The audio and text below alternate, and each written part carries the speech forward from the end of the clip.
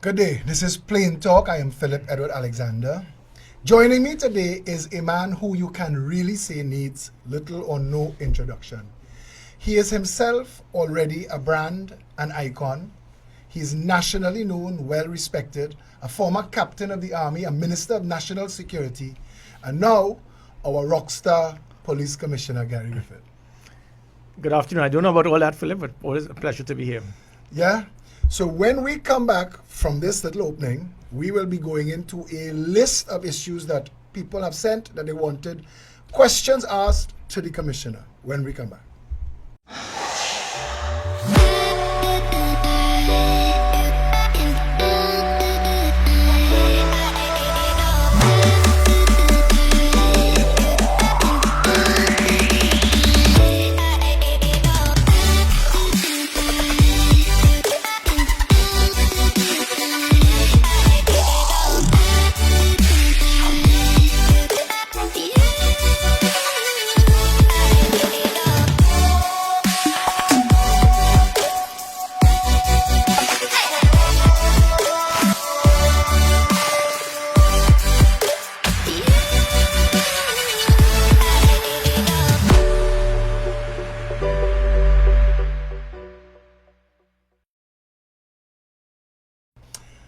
And we're back. We're back with Commissioner of Police, Gary Griffith. I'm going to give him some easy questions to start with. From Gibbs to Filbert to Stephen Williams, who am I leaving out? Yeah, Trevor, Paul. Between Gibbs and you. Between that would have just been Stephen Williams. Filbert wasn't Filbert would be before Gibbs, so it was Gibbs, Stephen Williams, and you. That's right. From then to now, the image of the police service and the commissioner of police has taken a marked transformation. It's now approachable. People feel that they can involve themselves in the conversation. Was that deliberate? Well, of course, definitely. The role and function of Trinidad and Tobago Police Service, we are supposed to be, how can I put it? We are employees. The citizens, they are the employers. We work for them. We are here as servants to the people. What I just was trying to do is to at least get the public to understand that we are human as well. We will make mistakes, and respect is something that is earned, not won. So by the Trinidad and Tobago Police Service, I push heavily on that public relations, the customer service training, getting police officers to understand their role and function, whilst at the same time getting the public to buy into the fact that you have to show some degree of respect for the police service, try to recognize us, and understand that these officers, they put their lives on the line on a daily basis. That relationship, I mean, there was a poll recently done, I think it moved from 13 to about 29% in the support of the police service. I am looking for more like 40 to 50. It is a long road, but we would get there. The more that and this is not trying to enforce discipline in the police service. The officers, they want to perform, they want to excel, they want to give that degree of support to the public. And I think the public is now giving us that chance. All that we wanted was just give us the opportunity, give us respect, and the public now, they're realizing that we're not the enemy, we are here to do our job, and that degree of hope, faith, trust, belief is what we are now seeing between the public and the police service. So the era of rogue police is over? Definitely not. Well, no police service in the world would be rogue-free. You would have it. What I am doing now is putting principles to ensure that it can be reduced as much as possible by providing deterrence, making sure that the product of opportunity is not there, ensuring that there are consequences, and let officers be aware that disciplinary action would be taken. I do this by measuring performance, making police officers accountable, and again, through proper leadership, proper management, it would assist in now reducing many of the shortcomings that we had before. And it can vary from what you'd have seen that we never had, that should have been done, from polygraph testing for police officers, random drug testing. I'm going to tell you. Polygraph, but at POLY and across now. Drug test. So these things will all play a part to assist the police service, and not just in weeding out the rogue elements, but being able to ascertain exactly where certain persons will think in the police service, how they will act. And again, we have seen police officers involved with criminal activity. So as much as I will jealously fight, guard and defend the image and the reputation of the police service, I will also be the first one that will be willing to do what is required to discipline police officers. Within the last year, under my watch as Commissioner of Police, there have been a number of police officers charged from varying from murder, kidnapping, being Serious involved. business. Yeah, very serious crime. Serious business. So Real. this is not a cover up. Who went missing? The Black X Trail. Remember that story? They said that it was police officers. Is that case open? That's what real. Subdeo? Is Yeah, that case I open? know I know definitely. you may not want to talk about actual Yeah, I active wouldn't, but cases, what but I- when people think of... I met with her family, and I have with several others, which is why I've reignited the cold case / missing persons unit. I am actually utilizing the support from our international allies, more so in North America and the United Kingdom, because as much as we have a lot of experienced persons in that unit, the type of technology that can assist us to deal with cold cases / missing persons, I think can play a very big part.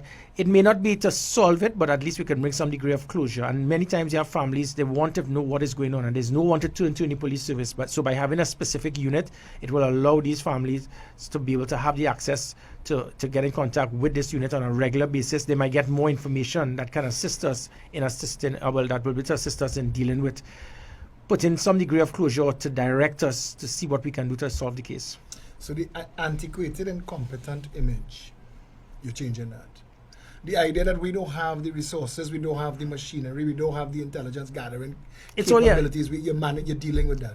And Closing that, those gaps. And those again I saw as excuses. Just deal with the problem, solve it. You'd have seen how I operated in dealing with the finances of the Trinidad and Tobago Police Service.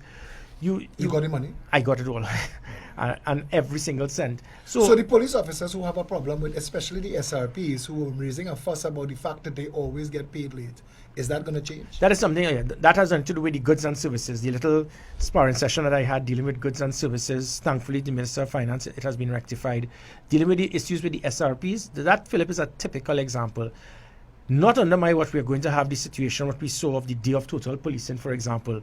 No police officer or part of the police service must ever try to utilize their power and flex their muscles that will affect the public in the performance of the duties of the police service. So, for example, the SRPs, they had a genuine concern. I am not going to accept in New York, for example, when police officers are upset about something, they call it the blue flu. The SRPs had something called the SRP flu. And 61 of them decided to go sick. Every single one of them I will meet with and explain to them that is not the way to go. You want to be absorbed, you want to be recognized, and then you decide to do something tantamount to mutiny. Will there be consequences? No, and that is where I people make mistakes, because this is what they would have done for years gone by. What I would do is speak to every one of them, and I did. And some of them, they felt guilty, they felt ashamed, they were misled. And what I showed to them is this is not what we want. For example, for Carnival, there was a 75 to 78% attendance for police officers every Carnival. I set it firm, explained to them what was happening, informed persons that they will come and see me Tuesday morning, and it moved from 78 to 98% attendance for the police officers for Carnival. It was the largest turnout ever.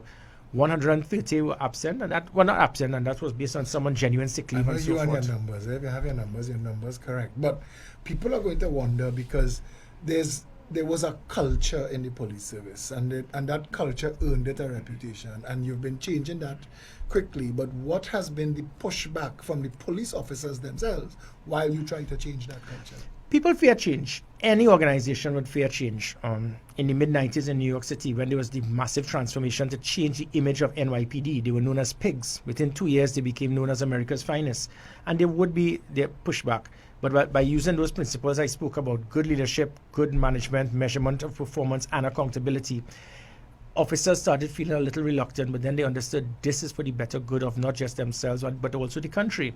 So when I started putting a hold on dealing with the overtime, there was a little questionable activity dealing with overtime, dealing with how officers were performing their duties, making sure that they will be able to respond quickly to a call. They started understanding this is what good policing is about.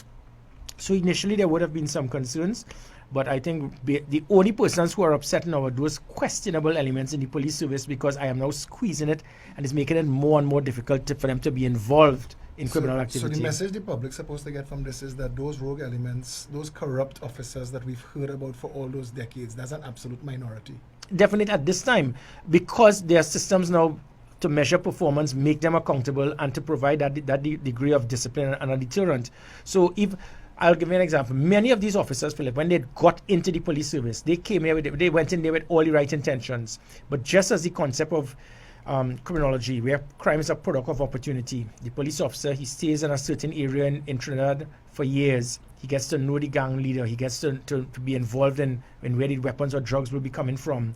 The person starts to influence them, massage them, and they get in it, and they get caught in it. They're in it too deep, which is why I do a lot of monitoring, transferring police officers, moving them from locations. People say it is transferring the problem, but not. It is not that, because you can't just, you could only arrest if you have evidence, but you could have enough intelligence to verify that that police officer is not doing as best as he should, especially in very sensitive positions, be it special branch, the special operation response team, the Southwestern Peninsula.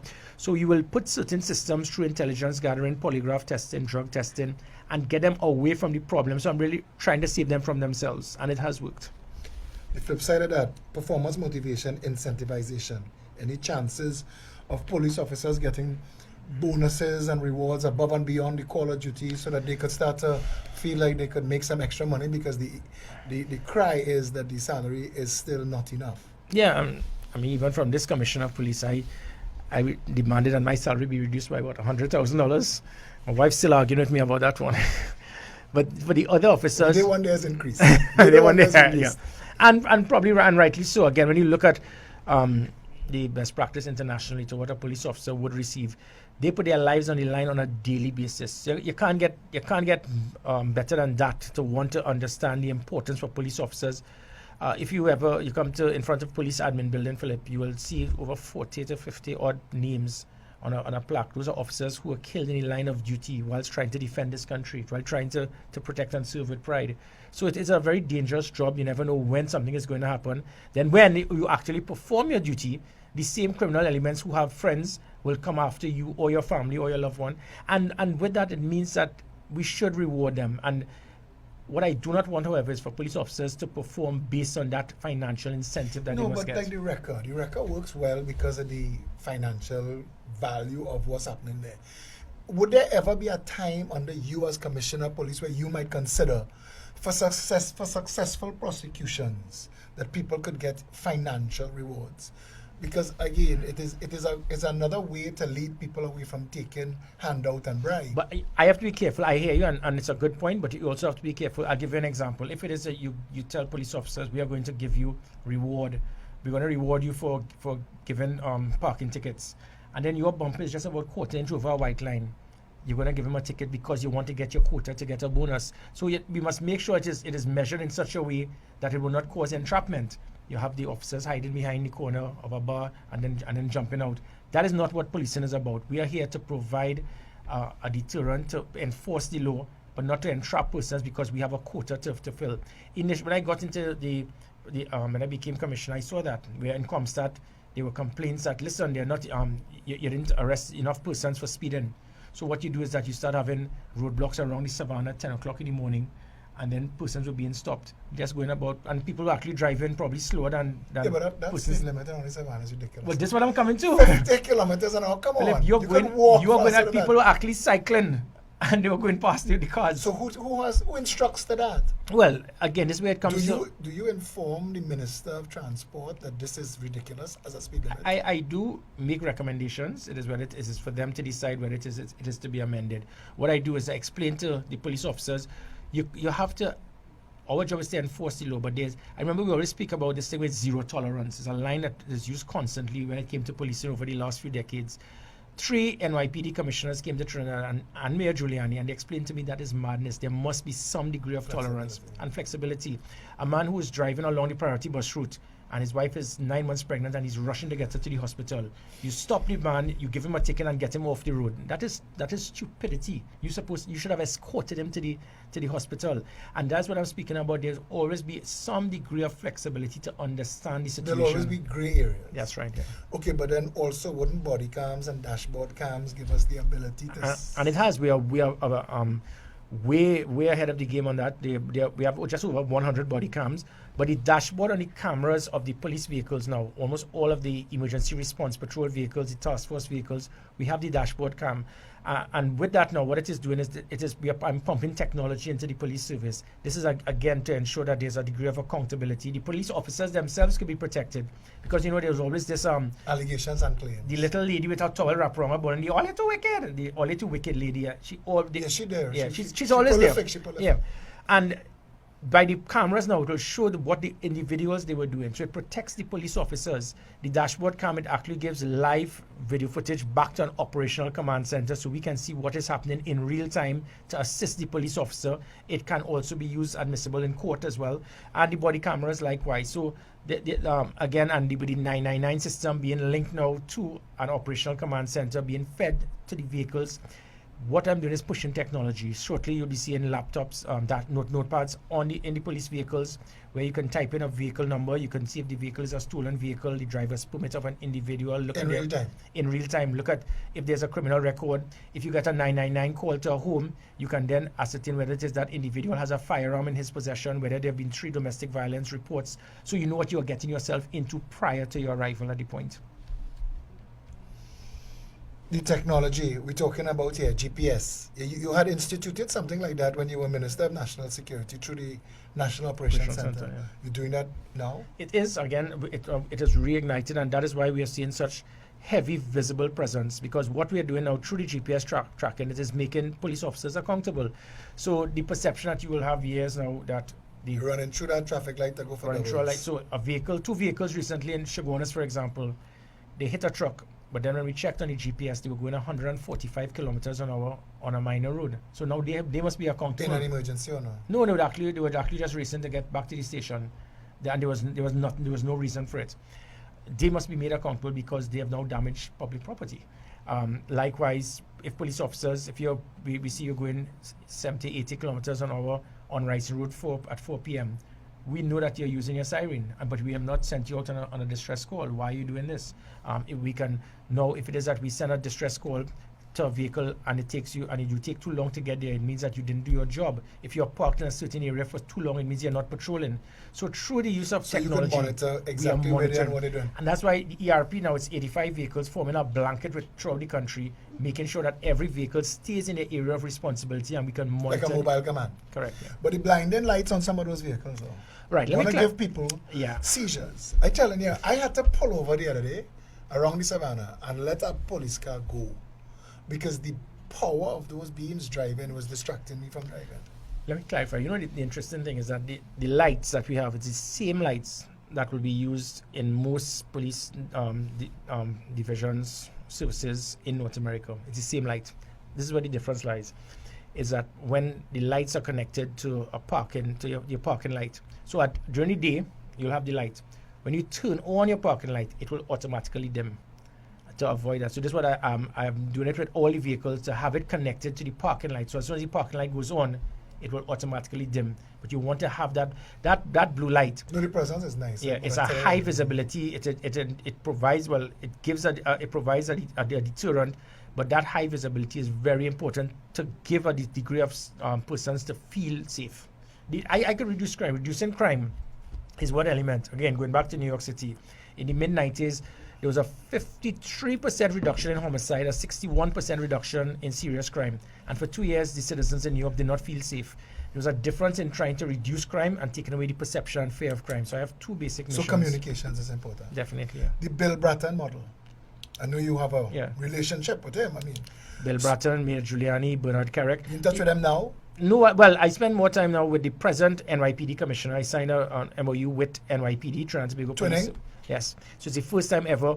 And by doing that, we've been sending a number of police officers to New York. So they're able to understand many things from crime scene investigation, homicide, dealing with gang-related activity, cybercrime, domestic violence, forensic testing, DNA testing, fraud, and all of the all the different arms of the police service. I'm looking to try to improve it by us looking and seeing what is available, what is used internationally, and then they will come back home. Likewise, I've also seconded officers, would be very soon, officers from NYPD that will be coming to Trinidad and Tobago, and likewise in the field. In the field, yeah, in the field. So they will not just be the consultants. So you're going to precept them? Yes, yeah, and similar to some from LAPD, London. No, I know the NYPD model. I mean, they moved 8.8 million people at 123 murders in 2017. We had 1.4 million at 510. So that we really need, and I understand that 123 murders triggered a lot of meetings at the highest level as to why that was so high. And we accept 510 murders here. Yeah. But if you look at the same New York just 2 decades ago, Murder capital of the world. yeah, so it means that this can't change. When people, we speak, we put on, well, you know, this thing on social media, Trinidad is not a real place and all that. That's nonsense. This is a great country, great people. We have opportunities. Great potential. Great potential, yeah. But 510 murders a year. I mean, we're on schedule now. I mean, I'm telling you, you see the numbers yourself on a daily basis. And nobody expects or should expect you to be able to change it overnight. You all have been doing massive work and big steps. But the murder number is what is the cricket score. That murder number. And there are a number of different things. I mean, I could tell you we would succeed. We have a nation to defend and we would succeed on this. But it is so much more. You look at, you have a member of parliament. I'm not going to call Fuad Khan's name today. A member of parliament goes on social media and says that maybe we should reduce the budget for national security and reduce the number of police officers because crime is so high and give it to the victims of crime. Had it not been for the police service, the homicide rate could have been 1,500 per annum. The number of homicides and gang-related killings, and sometimes there'll be mass killings with 10, 15% of a plot to assassinate in one night, that the police will put a preemptive strike. And this is a member of parliament representing a constituency. I'm not calling Fuad Khan's name. But I have a serious issue with that. You're here to represent... No, that was the same gentleman who, when we were dealing with the issue of the arrival times of the ambulances, and he said, as long as it get there before KFC, 30 minutes. I know. Some of these people don't take their role and responsibility seriously, so I didn't take them on. But you talk about the prisoner and the arrest statistics and things. $25,000 a month in remand yard is what... in 2017, we were told that it cost an astonishing figure like that. So as you mentioned, Hyatt, wouldn't it be cheaper to put the prisoners in Hyatt than to be spending this kind of money? We're looking at Vernon Lima. He mentioned that our justice system cannot realistically, as it is structured now, handle more than 50 murder cases a year. And we have people on remand for 20, 30 years waiting for their case to start. Yeah. Is there a level that the public doesn't know, where you as police commissioner are talking to the powers that be, because that you're putting people, you're arresting those who are committing the crimes and they're coming back out on the street, or the matter is creating criminals where criminals shouldn't be because our justice system is not justice on time? Strange enough, when I had my another sparring session with judicial officers, when we arrested a guy with 9 assault rifles, and he's given less bail than someone who might have signed a bounce check. Nine weapons like that. You're talking about, say, 35 rounds per magazine by 3 magazines. That is over 900 rounds with 5.56, which can penetrate a bulletproof vest. And we've seen incidents in nightclubs and certain places where 30, 40 persons have been killed in one night. Trinidad and Tobago, we have been blessed so far with the type of firepower we have here. And we can see it fit to send someone like that back out into the streets. It is a revolving door. Where are those guns coming from? Well, before it makes it difficult. Where it is coming from, the fact is the persons who are responsible, the guns don't kill the people, the people kill the people. The people who are responsible for bringing it in, we are finding them, arresting them, charging them, and then they're being given a red carpet to get back out onto the streets. And then people actually, they said, well, I should not have spoken about the judicial officers like that. But you know what? You're pointing fingers at the police service. We're doing our job. Years that this nation is broken.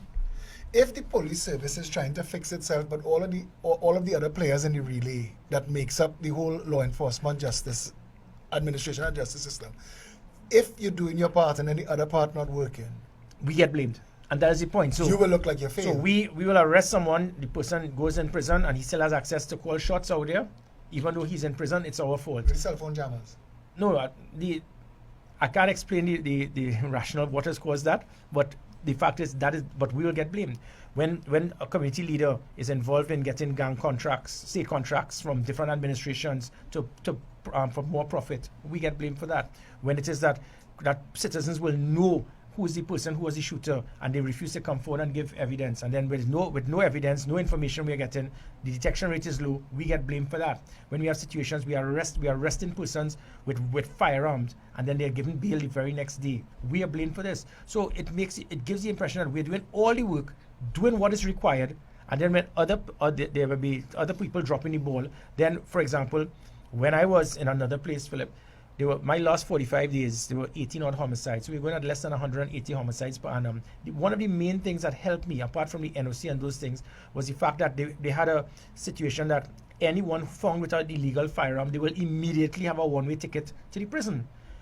Sunset clause comes in, all of a sudden goalpost shifts, and then there's a concern, well, maybe it is we shouldn't do that. Let's give them a chance. You know why? Because certain people in Parliament, they will say, well, if a police officer might plant a firearm on someone, even as we make excuses why it is we can't amend laws to make it safer for this country, well, then every single law you can have that. Body cams will deal with that. Exactly. Those types of allegations. So the faster you get the body cams for everybody and dashboard cams for everybody, you could ameliorate that sort of objection. Well, you know, there would be, and again, going back, just like police officers, it's easy for everyone to say there are rogue elements in the police service, and there would be.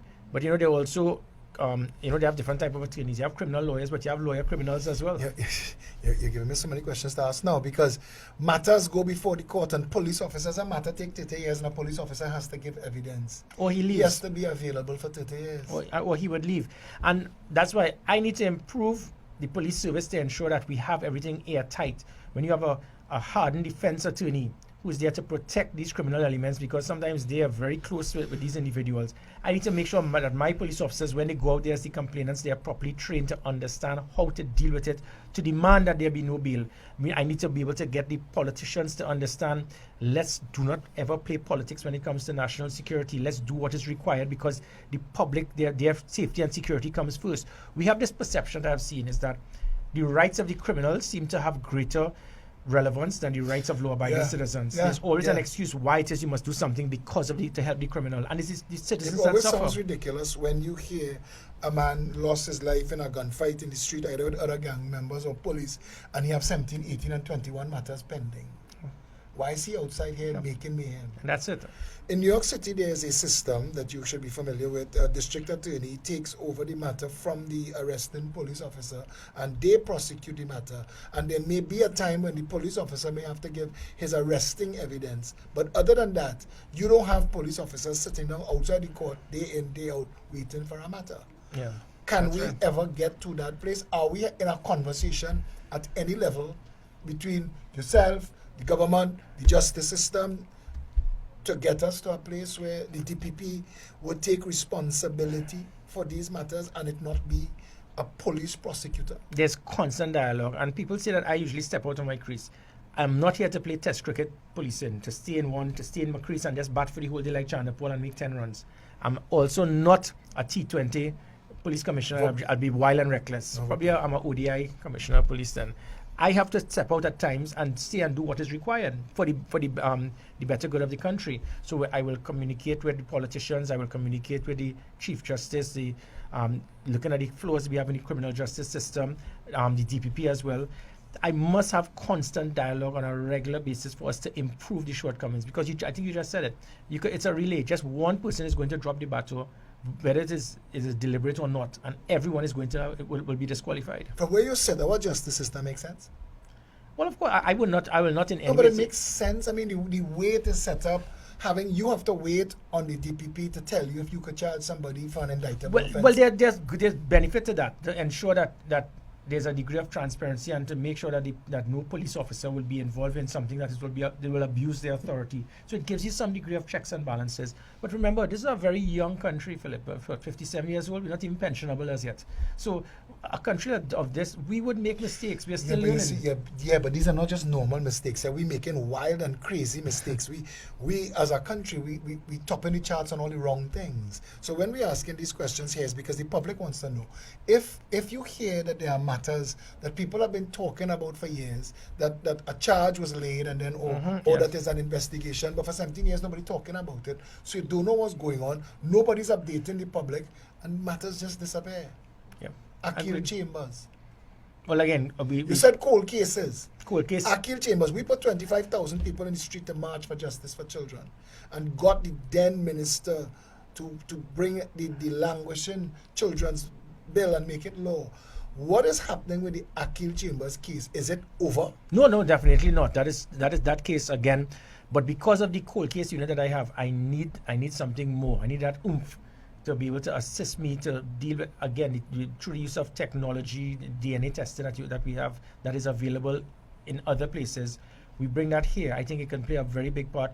I don't want to give everyone the false hope, but it could very well assist us to bring some degree of closure or degree of direction. And identify people in jail who were wrongfully convicted. Likewise, DNA does That's that. right, yes. DNA testing does that.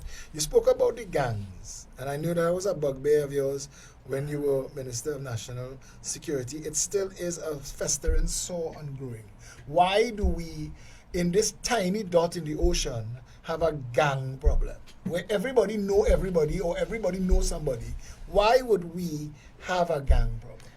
And there's so much. You can go back to some of the individuals may be held by the police, and the whole community knows about it, because our country has reached one where communities now have seen these individuals as the Robin Hoods, and they're not. They are cold-blooded killers, heartless individuals who use young men. And again, in that event, I won't say the word fairness, but I speak to a lot of these young men in prison. When I go to the cells to ask, why did you do this?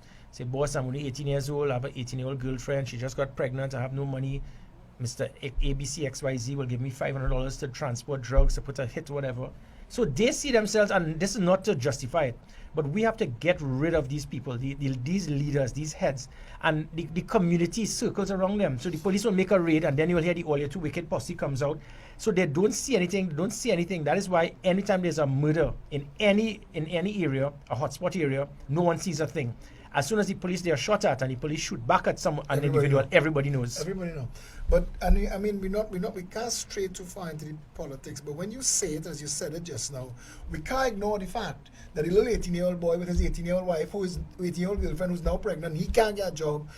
The fact that we don't have a social safety net is creating a lot of these opportunities, as you said, for these people to exploit this young man. Yeah. So again, as police commissioner, because for the first time people have a commissioner who gives voice to both sides of the conversation. I mean, even like this interview here, people are going to be hearing things that they're not accustomed to hearing or learning.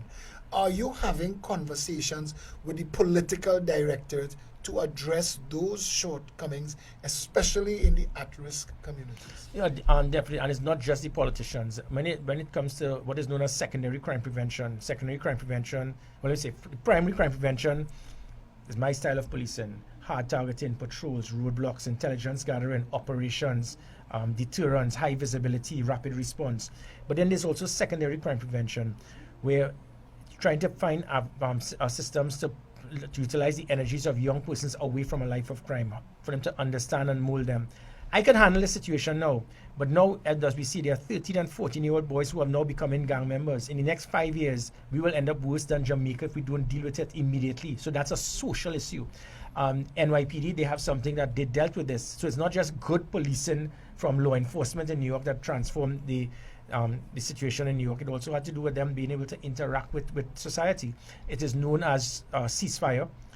In Trinidad and Tobago, you will be hearing in the next month or so, the Trinidad and Tobago Police Service, we will be putting heavy emphasis in what is known as street talk, getting into the communities, and there's going to be an invasion. The invasion is not going to be by the firearm, but by a handshake, where we're going to go into the communities, find all their problems, see their concerns, see if we can help them, try to find something to work with the private and the public sector for them to become employable and get them away from the life of crime. That sounds like a lot of the stuff that Gregory Sloan Seal and the Citizen Security Program was talking for a while. Yeah. Our next Saints boy. That's there's right. two Saints boys here, and there's our next Saints boy. That says a lot. But is he and that still being I have spoken program? Because the CSP should have a very big part to play in this same. But he was talking about cooling down the hotspots. Yeah. That idea. Yeah. So, but street talk is something that will be done by the Trinidad and Tobago Police Service, but we'll be utilizing several other avenues, organizations. CSP is one, to assist us, because these individuals, they already have a head start. They know the areas, they know the communities, they know what is required. So by us working with them, it will be able to assist us to move forward at a much faster rate. We're going to take a short break. When we come back, we're going to get into the hard stuff.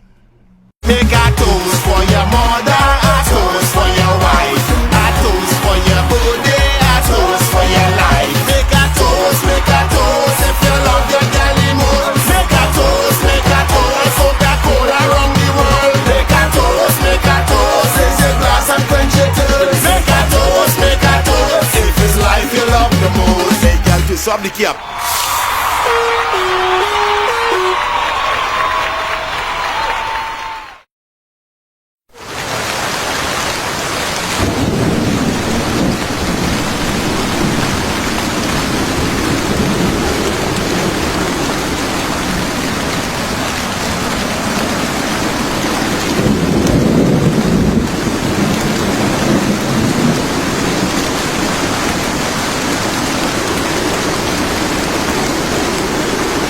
Antel is Trinidad's most reliable and technically experienced ICT company, providers of quality structured cabling, Cat6 data fiber and power cables.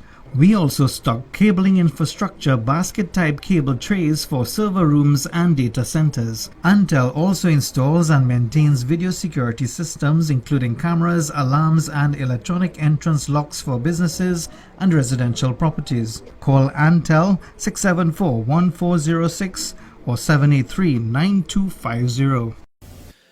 Sale. Boddington & Associates Optical is offering free eye testing along with 50% off all frames and 30% off all lenses. Boddington & Associates Optical, located at number 17 Carney Savannah Road, Chaguanas, and 11 McBean Road, Couva. Info line 671-5342. Call and book your free eye testing today. Boddington & Associates Optical, helping you see the way. Things will only change when we do. Let it begin with you from this very moment. Please join in the initiative, I support our service. Bring every citizen on one side together.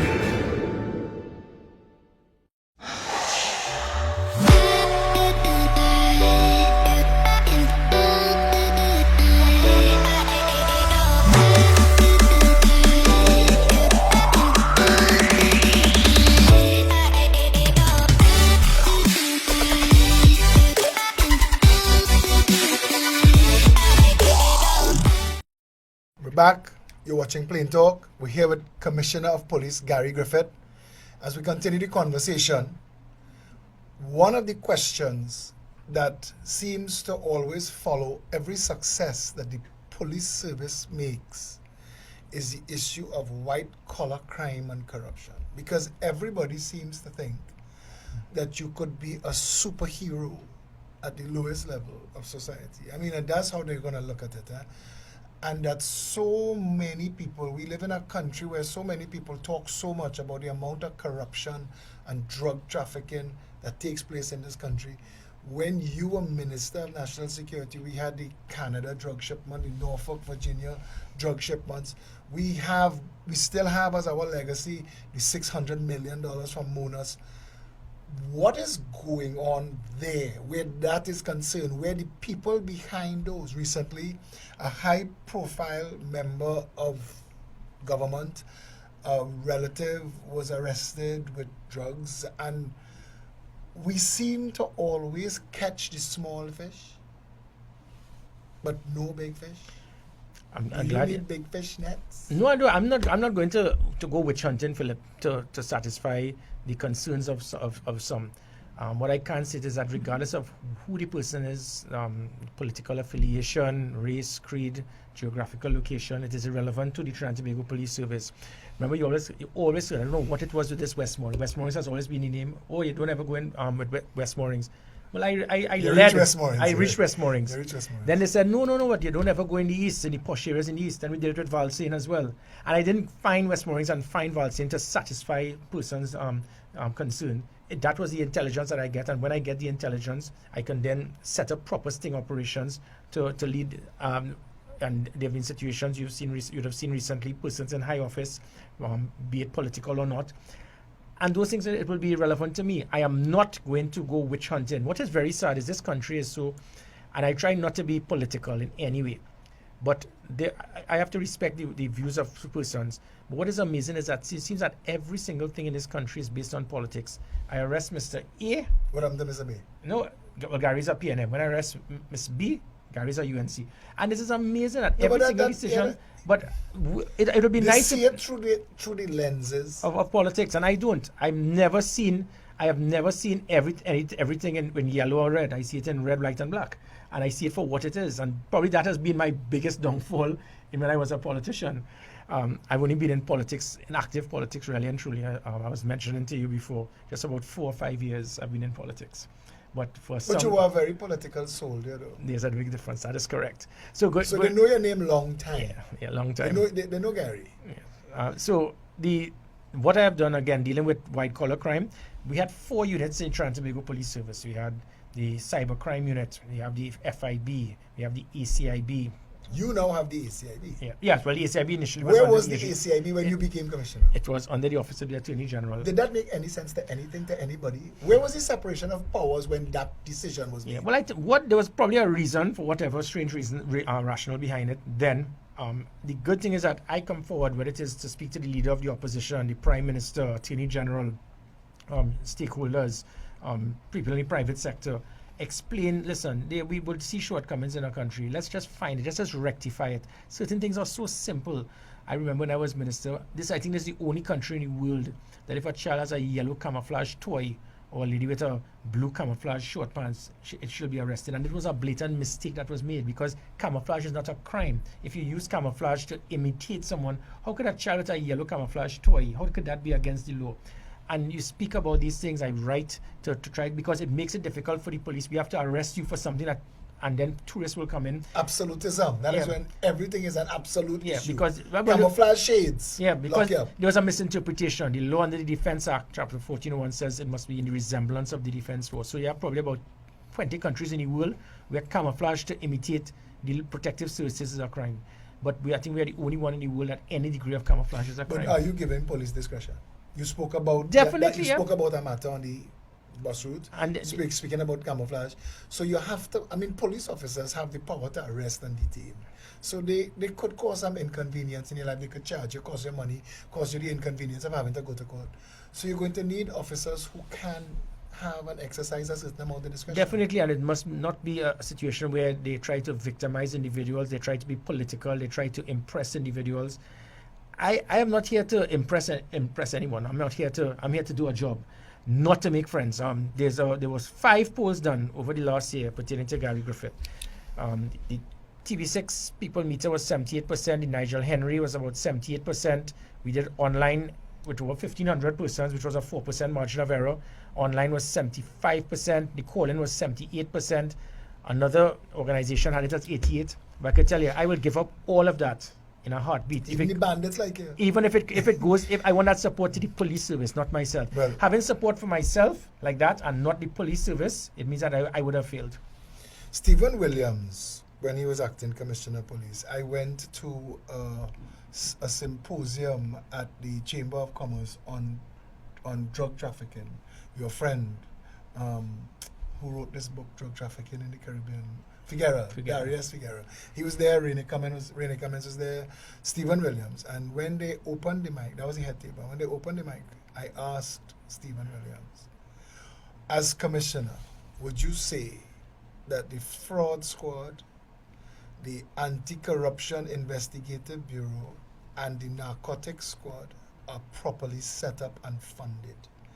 And he said, in a word, no. Well, those are some of the biggest bugbears on this country, on the police service.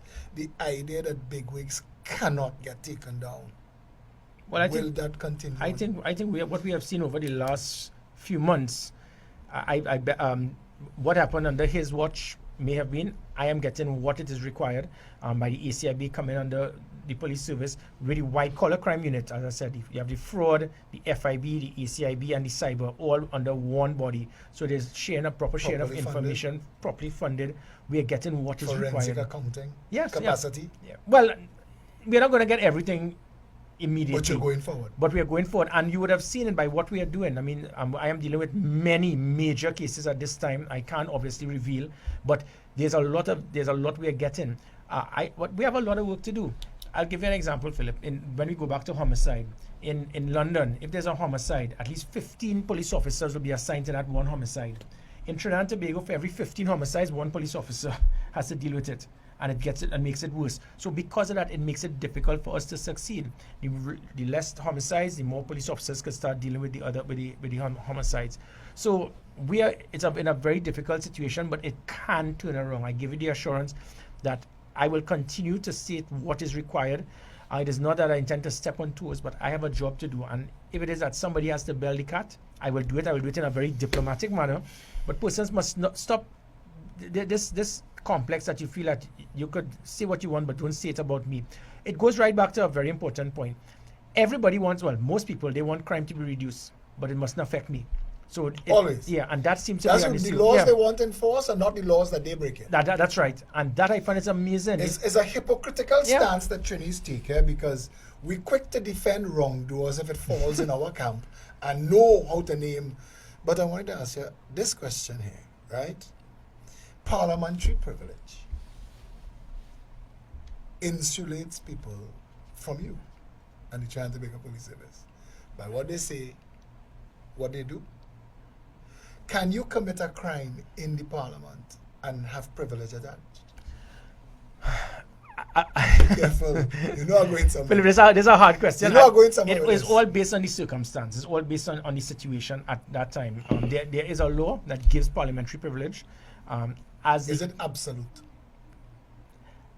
It is all based on the circumstance, because there would be certain situations that if it is that it can be that information can actually assist in being extracted on a major crime that has taken place, it can actually be utilized. But in general, in the scheme of things, the answer is no. But words, we've seen in the recent past, due to the arrest of a union leader, that words can become actions and actions can become actionable.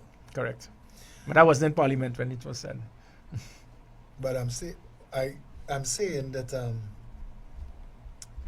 things like the Sedition Act, now that the UK has written to the Prime Minister to register their concern that we would be engaging in such anti-free speech, anti-human rights, because I know that you treat law as a tool. You've told me that a law is a tool to accomplish something. Yes. But you also told me that there are other better laws or there are other better avenues to get the same job done. If you had the authority to keep or replace the Sedition Act with something more functional, would you keep it or replace it? Okay, and I don't want in any. At times, I know I overstep my bounds. Let me change that. I could stop that question right No, there no, if no, it's no. too You can go political. ahead. No, it's not. Because I'll explain. I am very careful in that certain things. I pushed heavy about for us to get back prior to the sunset clause for the Firearm Act, where it is that if someone is found with an illegal firearm, don't give him a get out of jail free card. I pushed heavily pertaining to the bail amendment bill, the anti-gang legislation. I endorsed and I supported it, and now we would have seen the results by what took place a few days ago. So as a commissioner of police, I could make recommendations. I made recommendations for the ACIB to come back under the police service. In this situation with sedition, this is a typical example, and I want to show the attitude of certain persons. A police officer made a statement. The statement he made is that I do not know if it is that the government wants to call a state of emergency by not paying the police officers. Bam! Charge for sedition. Not a man said a word to defend him. No complaints, no unions, no protests. Somebody else may then come and say, I intend to find a bomb and put an end to this. But you know what? Everybody has a comment to make. You see that example? It's amazing. No, but I want to tell you that why. is not democracy, Philip. That is hypocrisy. Because where were all the unions and all the people when I put? Is it that except when the police officer plays? No, but Trinidadians. What makes a police officer less equal than anybody else? Prior to you, you see, you've brought the police service up close to the public. People are looking around now inside it. People are starting to engage the police service as a community. But prior to that, prior to the advent of all this work that you're doing, it was a very long arm's length. And something happening where police threatening the state seems something that the average citizen didn't think that they were either qualified or entitled to comment on. Yeah. What happened with the union leader seemed to suggest there was a certain level of either incompetence, that it took 9 months, or interference, Yeah. or an agenda. Well, I could tell you. I'm just saying No, that. but I could give you assurance there was absolutely no interference report but then, that came my way. but 9 months for a bomb threat, though. I mean, we can't try the case here. Well, again, I wouldn't want to reveal findings. Right, It may okay. very well be that the recording came to the police service just 2 months ago. So there are a number of But different... wouldn't you then, though, say that, like the guy who tried to stop the ferry from sailing? I'm glad you said that. I know that is a typical example, Philip. Somebody makes a call to stop a ferry from sailing and says there's a bomb because he didn't want to lose his girlfriend. In most countries, that is terrorism. That is an act of terrorism. But you get charged for wasting police time. What about the individual who called several schools and put panic into the minds of all of these children, affected their CSEC exams, affected parents? When it is that we will reach a point that you feel that your rights could override the rights of others, that is so the same way as you speak about sedition, the sedition law. In other countries, that will be an act of terrorism. Okay, but we call it wasting police time. You see, it goes back to the discussion that when you investigate, you realize, okay, what this person did was a crime, but it wasn't a seditious crime. It is an act of terrorism in some country because, and again, I want to go back to the point of somebody doesn't have to press the button to detonate to be deemed a terrorist. No, I know in the United States, in New York City, they are famous for saying that freedom of speech is not absolute. It doesn't grant you the freedom to yell fire in a crowded theater because there are consequences to that action. Yeah. If there were consequences to the action of the chap who called the ferry and people lost their lives, it would then be manslaughter or murder. Yeah, but the meaning of as a direct result. terrorism is not actually detonated, putting undue fear and panic in a society. When you have traumatized children, saying that you want to put a bomb and you're going to detonate a bomb in their school, that is terrorism. But we look at it, oh, that's wasting police time. So the same way it is... No, I absolutely agree with so you. My problem though is, okay, so in our system... Well, sorry, let me clarify. Going back to your question. In some countries, I heard people speak about it, sedition, that is outdated. But their terrorism laws are very strong. Their cybercrime bill laws are very strong. So you may not, under sedition, it wouldn't be. A lot of the problem people have with the sedition laws is very vague. Exactly, but you feel you could walk through. You could go on an aircraft and say bomb? No. But We used to make a joke, you can't call out your friend Jack. Hi, Jack. Right? So we used to say that. So you're correct. But again, the things that happened there, those two things, and that's why when I was invited to add my voice and I agreed to go, those two things resonate. That one, the law as it is written is missing something. It is not a proper written law. And if you put it under test, and we believe that when it finally hits the court, it might get thrown out for that. That law needs amending or replacing with a terrorism act that you could then publish and communicate to the public. and cybercrime and others, yes. Those laws need to communicate to the public because, again, what does they say? Intent follows the bullet. That you need to be able to get the public to understand that there are some things that you should not do and there are things that you cannot do. Yeah? Correct. But in this matter, 9 months. Who handed down the order? You or the DPP? There will be something like this will, after it is that it has been completed through my office. Investigation is done. Yeah, then it goes to the DPP. decides. The DPP. But again, I want to going So back. there are a lot of minds and eyes that looked at this matter. It's not as straightforward as we know. And my concern with this whole matter is that how it was being thrown, it was that as if the police service could be bought, as if that we could be directed by politicians. And that's why I jumped in. But you gotta be careful with that, because appearances, and because that's what you're fighting now with the Right. reputation of the police service. And that is where, when it was, you were hearing people make comments and they stated, but all a man said is that we must be willing to be prepared to die for what we believe in. And I said, did you even hear what was said? So you jump in there and gave the impression to people, if that is all someone may have said, it meant that the police were working on the directive of politicians. And that is when I got involved and people got upset. Well, why are you bringing this forward? But when other persons were given convenient extracts of simple comments made, You see, but that is all he said, so it is true. Don't try to disrespect my police service. Do not try to politicize us. Don't try to lie and try to give the But would impression you that be we, able to that say we are to under the control. DPP, this matter could bring the police service into disrepute? The way it appears, how this charge is going to be laid, the length of time this passed. Do you have that authority or that ability? Yeah, but in this case, it was not. This was very transparent. There was absolutely no political involvement. So you think that when it reaches the court, that the facts that will come out will justify the actions taken? Well, the actions taken by the police, so the individual may very well be innocent. He's going to have his day in court. We did Justify what, the actions of the we police. we would do what is required, and we did what was required. Everything that we did was above board. We were not in any way influenced by anyone. But again, I'm going back to my concern. One person says he doesn't know if the government wants to call a state of emergency because they don't want to pay the police sedition. Not a person said a word, Philip. No one. Another person Yeah, but mentioned. it felt powerless to her. This is a country that went through a day of total policing and nobody was held, nobody was charged. Yep. Trinidadians hole in their corner. They believe everybody who have a little bit of authority or power could get away with just about anything. So the how- day so of what- total policing. Yeah. Which is what I dealt with immediately, and I call What's it happening to and that? I call it the day of total stupidity. But It was there wrong. anybody who were involved in the decision-making process to plan the day of total policing that's still drawing a salary? It is very difficult to ascertain how it was done. It was either based on one or two things. Either it was deliberate or it was poor operational procedure. Whichever one it was, we failed. We dropped the ball, and I apologize to the country for it. I could give the assurance that it will never happen again On under your my watch. watch. But anybody who was involved at that time on their watch, is there anybody in a significant capacity? The time passed. It may have passed for you to bring charges.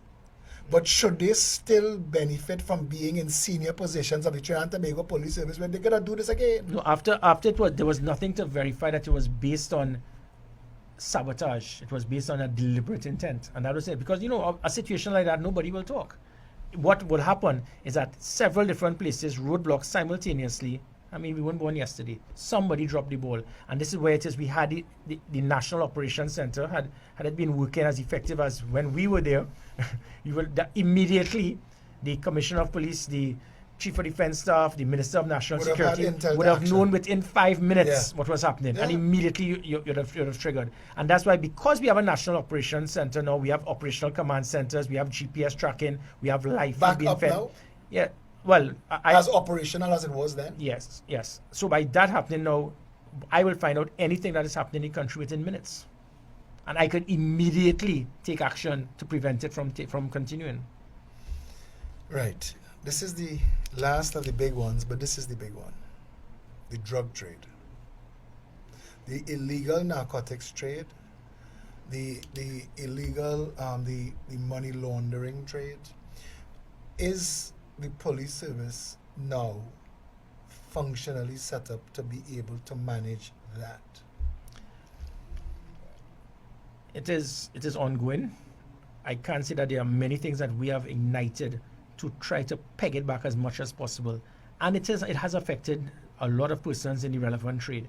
From the type of intelligence gathering that I'm getting now, the type of units that I have established, the type of operational arms that have not ensured that there will be no leaks when we have sting operations, the polygraph and drug testing, especially in the Southwestern Peninsula, the shifting of police officers, the excess of informants that I'm getting now, the establishment of the Coastal Patrol Unit in the police service.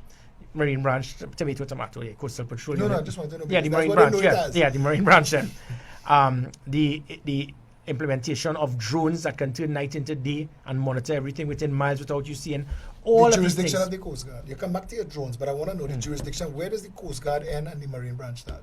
Well, what I'm looking at, the game plan is that initially when I was in another place, we had a 3-tiered approach, which was the first tier would be from shoreline to 2 miles out. Then from 2 miles out to 10 miles out to the second tier, that will be medium patrol vessels. And then from 10 miles out to 200 miles, which is the exclusive economic zone, that is where you'll have OPVs. The main I was going to say it, Yeah. but I know that nobody like to hear that word. longshore patrol vessels then. the main concerns for illegal drugs entering our waters will be not the tier 3, the exclusive economic zone, because that'll be more in the northern and the eastern coast. That's out in the deep waters. The problems we're getting now is within the low-lying waters between the South American mainland and 7 miles of Trinidad. Venezuela. And that is where it is. So that first 2 miles is where it is. I'm looking for the police to patrol constantly from La Brea all the way up to Chaguaramas. But we get rumors that they're taking a long route going through Tobago because nobody protecting Tobago. Likewise, yes. And coming back on the through ferry. Charlottesville and run through, Yeah. And there's a lot that I'm actually doing to ensure that I do not have crime migrated from Trinidad to Tobago. You'll be seeing a lot more of that with persons get access to the ferry very soon. Kiss Baking Company and illegal vending. Of course. My chairman was going to bring a doubles for you to eat. When we read that interview that you did, that you said you never eat a doubles in your life, but I called your secretary and 5 she people said, line up outside 10 o'clock in the morning and this thing running down their face. What it is? no, we were going to bring a good one. We will get you to have a double soon. But Kiss Baking Company, I need to ask you this question because this is a matter that we've championed and we're asking. Vending is either illegal or it is legal. And if it is, if we go to a place where we could make vending safe and accommodate everybody so that it doesn't look like big fish could vend and small fish can't, could we ever have that as a And this is a typical example of what I spoke about with a degree of flexibility. You can't have zero tolerance. If I want to be very stringent as a commissioner of police, every doubles vendor will be arrested.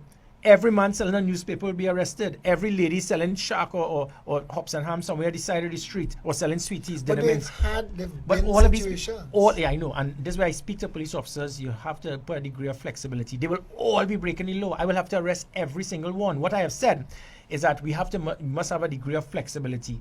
If at any time that person is causing a nuisance to pedestrian traffic or causing traffic congestion, in other words, you decide to sell your newspapers at the traffic go on light. the Triangle.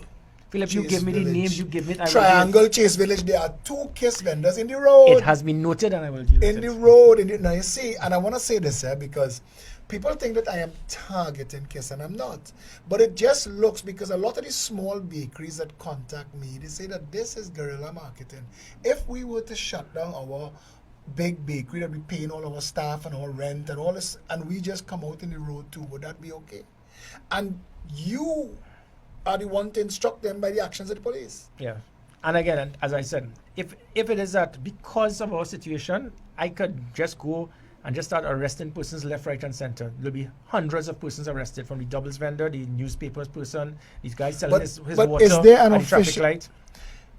Everyone. Is there the guy by the traffic light that bouncing people can't charge? Yeah, that one in them? West. No, that one in West Mornings. That is a problem. Which But I've is there continued. going to be a position on vending? Because there seems to be no position, and until there is a position, the small bakery in front of which the largest commercial baking establishment in the Caribbean sends an agent to sell, undercuts and undermines and drives him out of business. If he has no recourse, as a society, it looks like the state is supporting big business at the expense And I give you that assurance. If at any time, notice my 2 points, if at any time any vending takes place without authorization and it is blocking pedestrian traffic, causing pedestrians to have to move from the pavement onto the roadway and they cannot have free access, or it is causing traffic congestion by you putting yourself in a strategic location that is causing traffic to back up, that is when we will intervene. Other than that, regardless of whether it is Kiss, Hugs, or whoever, I have to be flexible. So the small bakery, then, they too could get themselves a rack and come out on the road. And as long as they're not blocking the pavement. Because I understand Correct. your position, and we made the point. We sold hops in the road. We made the point that if Kiss could do it, everybody should be able to. So I am talking to the Commissioner of Police, the person responsible for enforcing that law. And if you're saying to me that the flexibility that allows Kiss to sell, as long as other bakeries do not obstruct traffic and use of the pavement, they have the same rights? And likewise, They have the same rights as Kiss? yes, and if whether it's Kiss, Hugs, or whoever decide to do anything that, and you could give me a report to verify that, they would be removed immediately. I think the last question everybody gonna want to hear answered. I'm not going to answer it. You have to answer. Okay. They're gonna wanna know political future. I don't. You wore a red shirt to this interview, eh? I didn't even realize that. Political future. I don't know. I mean, so many people have been speaking about my own political future. It is You have a amazing. brand. You have a brand, Double G. No, I mean, you can either go into fashion, or there could be and should be people thinking that you bring a certain clarity. Trinidadians seem to be looking for a gathering of the Avengers, people who are capable of thinking through problems, solving problems without mashing up the country. If you're an Avenger, who will be? I'd like to be Wolverine. But you didn't answer my question. Okay, just, but if you were an Avenger, who you be? Iron Man. Satish will edit that whole part out of it. No, but seriously, Yeah. about at the end of the career as Yeah. Commissioner of Police, how much time you give it? I would like to believe that my first tour of duty, the first 3 years, I will be able to do a lot to transform this country into what it should be. I do not know what the future holds for Gary Griffith. I do not know. I'm certainly not in this position as a stepping stone towards anything But else. you're political and you're married to a politician. Yes. And these things happen, but I honestly do not know. I do not know what the future will hold. I have no plans, ambition. All I'm looking at is this period, and that is all my focus is on. When I was in the military, Getting this job done. yeah, when I was in the military, it was to deal with being in the army in all the different things, from being AD card to the president, United Nations, with the military attaché, defense force intelligence officer. When I became national security advisor, it was to put focus and emphasis on making sure we had the right policies to help this country. Minister of National Security, likewise, now Commissioner of Police. Every time I held any of these positions was never, I didn't join the army to become national security advisor. But it looks like a track. Yeah, but It looked like a track straight from the army well, to you know, Commissioner I'm of glad you said that. And I sure the But if that is- recruitment must be up because everybody want to use it now. That As is a, an interesting point. Now, if that is the case, it'll be elevated. After National Security Advisor, I became Security Minister, and then I became Commissioner of Police, who basically reports to the Minister of National Security. So if it was for elevation, it is not. I am just here as a servant. Really and truly, all I just want to do is to help my country, and that is why I'm here for. as a former soldier and now in the police, you think the army is being underutilized? No, I don't think so at all.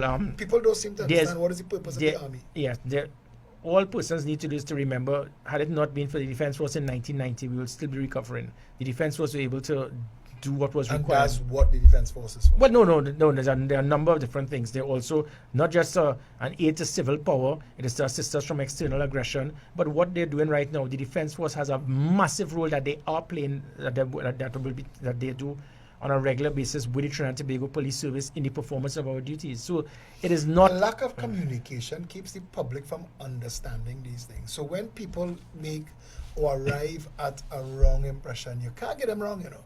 I think that we need to do a better job nationally, especially where law enforcement, the administration of justice is concerned. I think that we need to get to a place where the Director of Public Prosecution's office could keep the public in the loop as to what's going on, because being permanently in the dark, people just arrive at assumptions, and those assumptions get legs, and those legs become rumors. And that's why right now, all my concern is the Trinidad and Tobago Police Service. I saw police officers doing so much, trying so hard, and then being abused, ridiculed, demonized, even by the same law-abiding citizens that want their support. And that's why I push hard to let the public be aware, hey, we make mistakes, but we are human. We came from society. Society is not perfect, so neither is the police service. However, we expect it to be at a higher standard, and that I intend to do. Put us to be considered Trinidad and Tobago's finest, and I think we're definitely in the right direction. One of our members, Lima, asked about the Matlot police station. She was aghast at the condition, and there are other police stations. The that 3Ms, send us- Matlot, Manzanilla, and there's 3Ms, and those 3 stations, they're priority at this time that we having it rectified in this fiscal year. I promise you that. The community policing initiative coming back. Yeah, well, again, as I mentioned, through the community, the commissioner, outreach. the Commissioner's Cup, for example, we saw the Commissioner's Cup where we were able to go into the communities and using sport as a tool to link the police service with the communities. It was really very productive. Then we had the situation of I support our service, where it is we are getting the private sector persons to buy into the fact to work with the police service. We are not the enemy. We are here to help you. And then with the street talk. So there are a number of different things we are doing. So that will be all part and parcel of the community policing. People see water cannons and lock up buses, though. Well, no, it's not that, but the I'm fact just saying to you the, that somehow there will be gets no more traction. there will be no water cannons, but I am not going to sit idly by, which I've seen for years. Persons feel because my box drain needs to be built, because I have no light in my community, Burn the street. I'm going to just block the street. When the last year, how often have you seen it? I put my foot down, it started in UE and people complained about it. I do not care who you are, where you're from. You're not going to blatantly break the law, and then when being advised, you still feel that you have the right to do something. As you talk about that, because we have the leftovers of the Public Order Act that makes us have to ask you permission to walk in the street. Yes, Philip, I have to leave after this one. We've gone into overtime. Okay, well, Lauren, then you know what? Answer that and then give us your closing comments. The fact that people need to ask the police for permission to march and protest. Do you agree? And no, it's not my call. It is the law. At times it can help, because I'll give you an example. A certain political party asked for permission recently, and when they ask, and which they did their job, some people will not do it. When you don't make that request, you can cause traffic congestion, you can cause inconvenience, you can damage lines.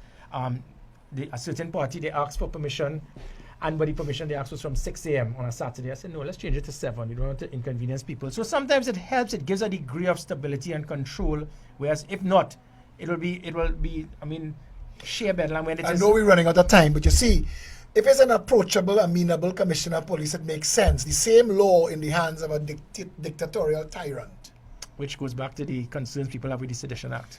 Exactly the point. So we're going to talk about that next time you join us. Closing comments. Again, I ask the public to buy into the fact that the Trinidad and Tobago Police Service, we are doing all that we can. We have a long way to go. It is much more than just statistics. Yes, in my first year as Commissioner of Police, every serious crime, inclusive of homicides, there was a reduction. It does not mean that it'll be like that. At times we have to bleed to heal. There are a number of things that you will be seeing in the very near future. We intend to turn around the Trinidad and Tobago Police Service.